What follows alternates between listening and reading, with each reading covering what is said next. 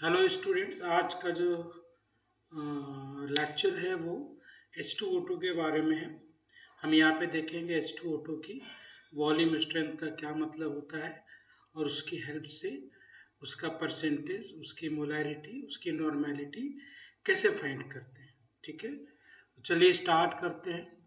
तो एग्जांपल लेता हूँ मैं।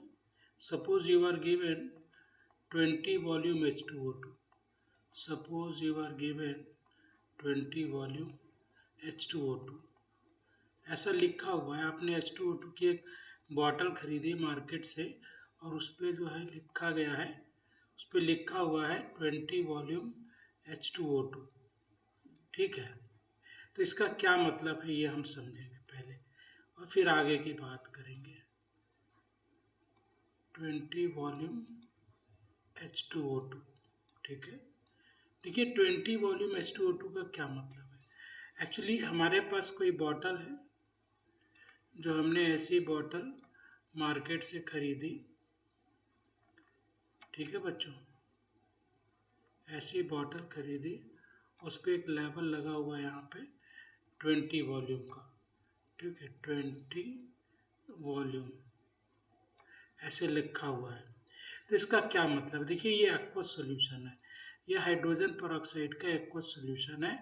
और इसमें से अगर हम हाइड्रोजन पेरोक्साइड निकालें और उसको डिकम्पोज करें ऐसे, तो डिकम्पोज करने के बाद ये देगा 2H2O and plus oxygen gas निकलेगी। यहाँ से ऑक्सीजन गैस निकलेगी। तो यहाँ पे आप ध्यान से देखिए कि ये सिचुएशन में अगर हम H2O2 को यहाँ पे 1 ml लेते हैं, 1 ml लिक्विड।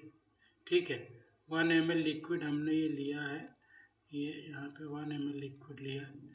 तो इसके डिकम्पोजिशन से हमको यहाँ पे 20 ml ऑक्सीजन O2 मिलेगा एट एच टी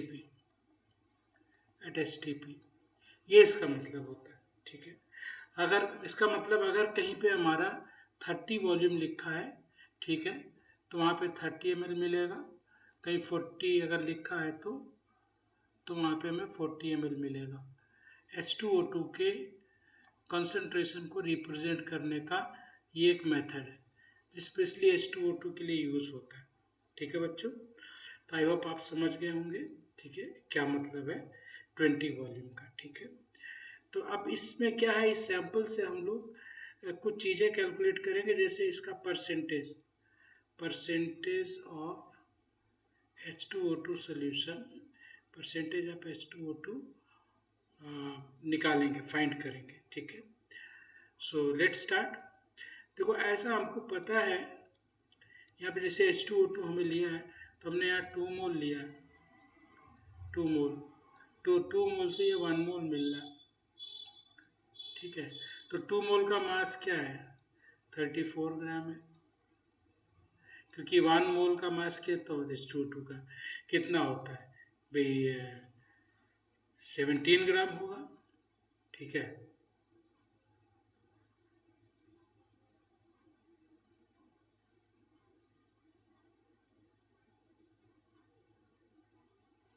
पे ऑक्सीजन हो गया 32 ग्राम एंड 2 ग्राम हाइड्रोजन हो गया। तो 1 मोल का मास, सॉरी 1 मोल का मास जो है यहाँ पे 34 है, 2 मोल का मास जो है यहाँ पे 64 ग्राम होगा, सॉरी 68 ग्राम, ये हो जाएगा 68 ग्राम। यहाँ पे थोड़ी लिखने में गलती हो गई थी, ऐसे हो जाएगा। तो 2 मोल H2O2 यानी 2 मोल यानी 68 ग्राम हाइड्रोजन पेरोक्साइड को जब हम डिकम्पोज करते हैं तो हमको 1 ml ऑक्सीजन मिलता है। तो 1 मोल का वॉल्यूम कितना हुआ STP पे, ये हुआ 2240 ml। ठीक है भाई, 2240 ml, 2240 ml हो गया बच्चों। ठीक है, तो ये ध्यान रखिए, तो यहाँ पे इसका हम यूज़ करेंगे। ठीक है, इसका तो अब देखिए, because we are getting 22,400 ml from this, तो आप ऐसे लिखो 22,400 ml O2 is coming from 68 gram hydrogen पर ऑक्साइड, ऐसे लिखते हैं, ठीक है। तो 1 ml से कितना होगा, 68/22400, ठीक है भाई बच्चों, 1 ml से इतना होगा, ठीक है। अच्छा, और अगर हमको 20 ml मिल रहा था ना, तो 20 ml अगर हमको ऑक्सीजन मिला है तो कितने ग्राम से मिला होगा, 68 इंटू 20/22400 ग्राम हाइड्रोजन पर ऑक्साइड मिला हमको, ठीक है। तो ये बच्चों जो आता है ये 0.607 ग्राम आता है सॉल्व करने पर, ठीक है। तो अब यहाँ से देखिए 20 ml जो ऑक्सीजन है, it's actually coming from 0.607 gram of H2O2, okay, which actually present in 1 ml of aqueous solution. So it means 0.607 gram H2O2 is present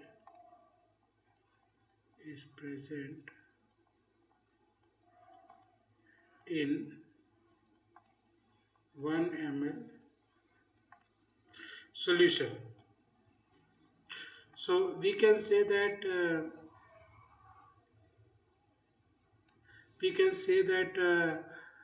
it's a percentage कितना हो जाएगा भाई, ये हमारे पास है 0.607 ग्राम पर ml, और we can say that it's a,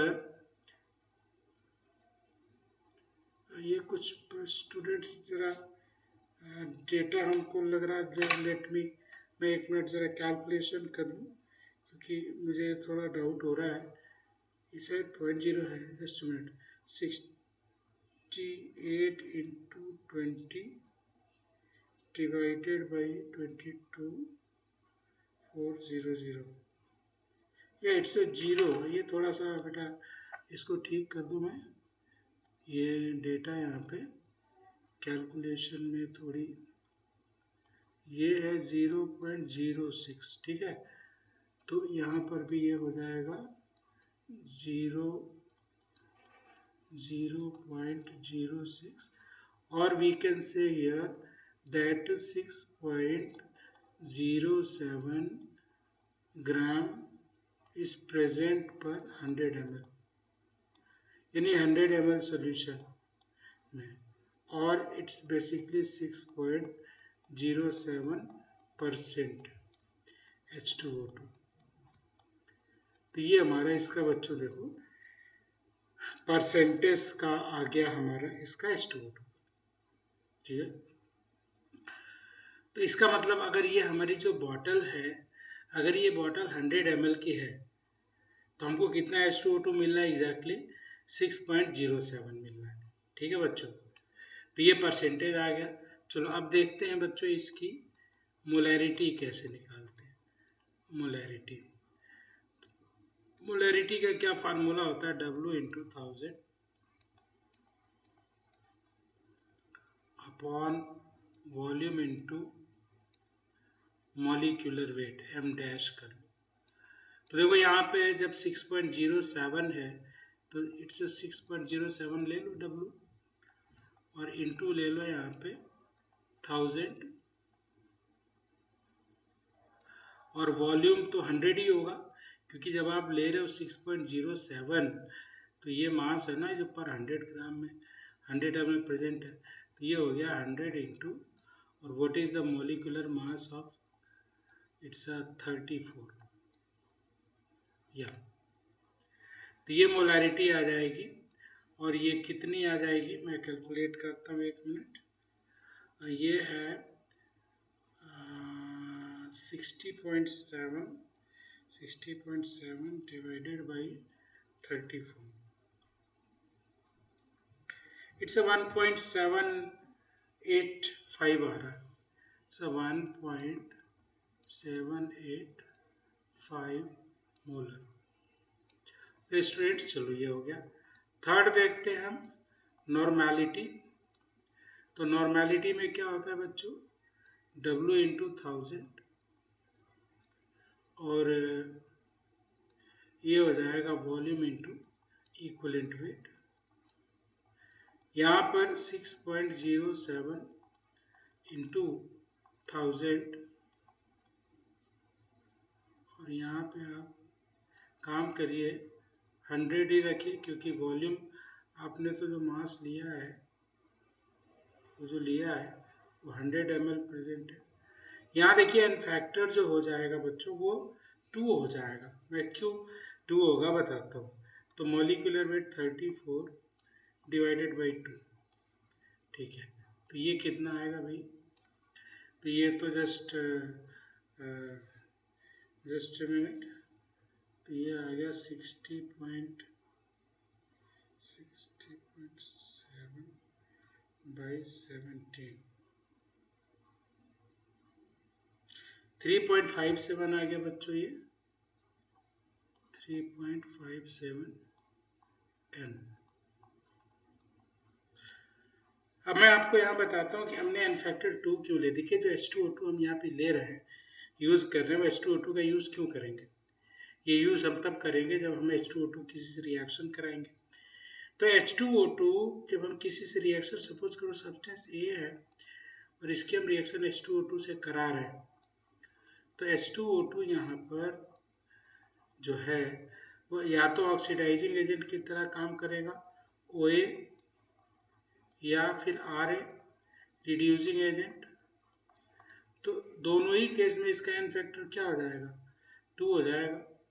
N factor is 2, ठीक है। यहाँ भी एन फैक्टर क्या हो जाएगा, 2 हो जाएगा। क्योंकि जब हम H2O2 को डिकम्पोज करते हैं तो ध्यान रहे यहाँ एन फैक्टर 1 होता है, पर वो एन फैक्टर हम नहीं ले सकते क्योंकि H2O2 को हम डिकम्पोज नहीं कर रहे हैं। हम नॉर्मेलिटी क्यों निकालते हैं, जब हमें किसी का टाइट्रेशन करना होता है। टाइट्रेशन में हम क्या करेंगे, N1V1 इक्वल्स टू N2V2। यहाँ नॉर्मेलिटी तब निकलेगी जब हम उसको किसी सब्सटेंस से रिएक्शन कराएंगे, तो या तो वो ऑक्सीडाइजिंग एजेंट की तरह काम करेगा या फिर रिड्यूसिंग की तरह काम करेगा। ठीक है बच्चों, तो ये समझ में आया होगा। चलो अगले पेज पे चलते हैं, कुछ और बताना है आपको। यहाँ पे हम क्या करेंगे, नॉर्मल वॉल्यूम स्ट्रेंथ और नॉर्मेलिटी में रिलेशन डिराइव करेंगे। दो रिलेशन होते हैं, volume strength, volume strength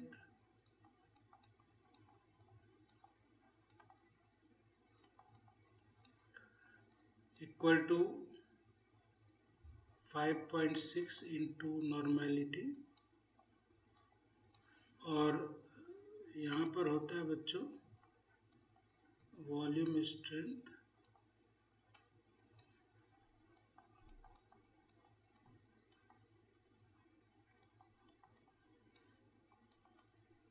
two into 5.6 into molarity, ठीक है। क्योंकि नॉर्मेलिटी क्या होता है, मोलैरिटी इंटू एन फैक्टर होता है। तो यहाँ पर एन फैक्टर 2 था तो हमने ये कर दिया, ठीक है। तो चलो इसको करते हैं, डिराइव करते हैं। Let V is volume strength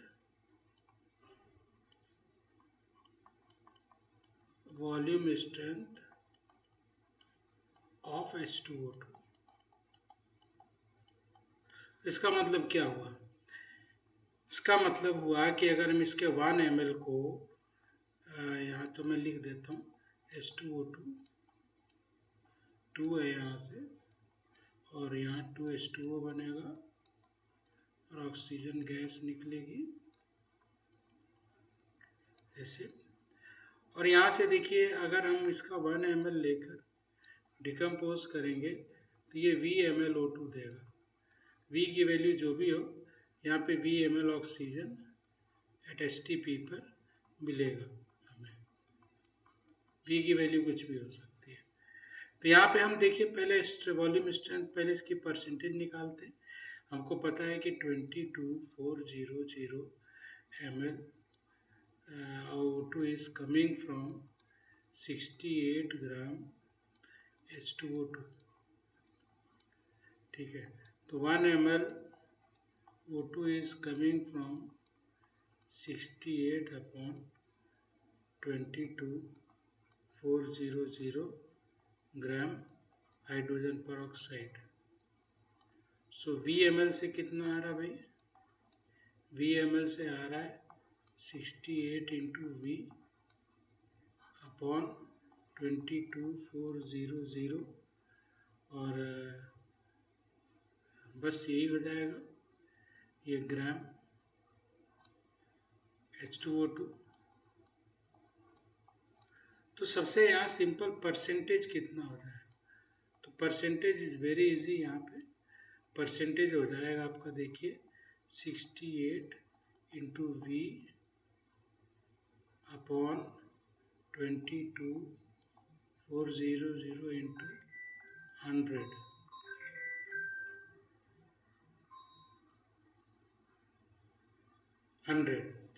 तो ये परसेंटेज का हो गया।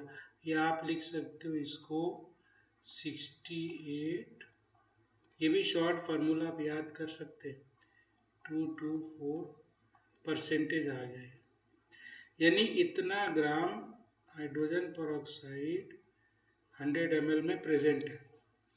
ठीक है बच्चों।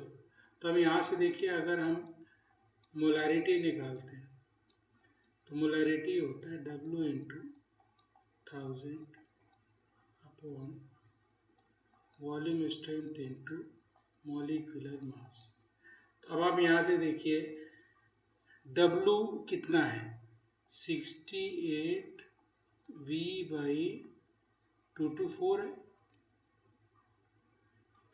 ये 224 है, एंड ये हो गया 1000 and the whole divided by volume, V से डिवाइड करो और इंटू मॉलिक्यूलर वेट 34।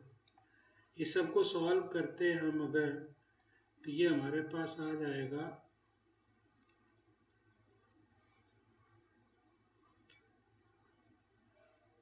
देखिए V से V तो कैंसल हो जाएगा यहाँ पर, नहीं V से V कैंसल नहीं करना है हमें। अच्छा ये V तो 100 है ना, हाँ वही थोड़ा कंफ्यूजन हो रहा था। ये तो यहाँ से कट गया बच्चों, ठीक है, और ये आ गया 68 V और इंटू 10 डिवाइडेड बाई 224 और इंटू 34। ठीक है भाई, 34 से भी ये कैंसिल हो गया, 68 2, और यहाँ पे हो गया V इंटू 20 अपॉन 224।